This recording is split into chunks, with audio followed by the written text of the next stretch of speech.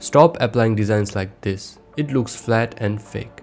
Instead, let me show you how to make your designs look naturally printed on fabric using Photoshop. Start by opening your image in Photoshop. Use the object selection tool or any other selection tool you're comfortable with, just to select the scarf. Once selected, press Ctrl+J or Command+J if you're on a Mac, so that you can copy that part to a new layer. This helps you work non-destructively.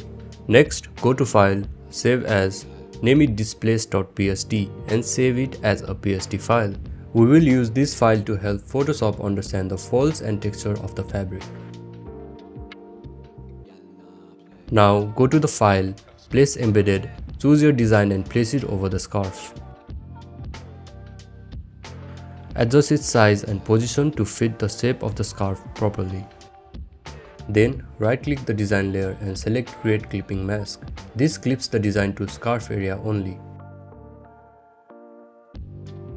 With the design layer selected, go to Filter, Distort and Displace. Set both horizontal and vertical scale around 10. Choose Stretch to fit, click OK, and when asked, select the displace.pst file you saved earlier. Photoshop will now apply fabric's texture and folds onto your design, making it look realistic. To blend it better, change the design layer's blending mode to multiply. Then open blending option by double-clicking the layer.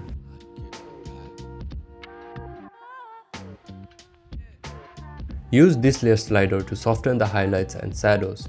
Hold Alt while dragging the sliders to split them and create a smoother blend.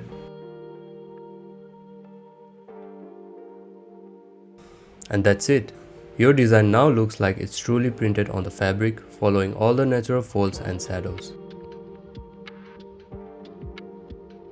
If this was helpful, leave a like and stay tuned for more Photoshop tricks.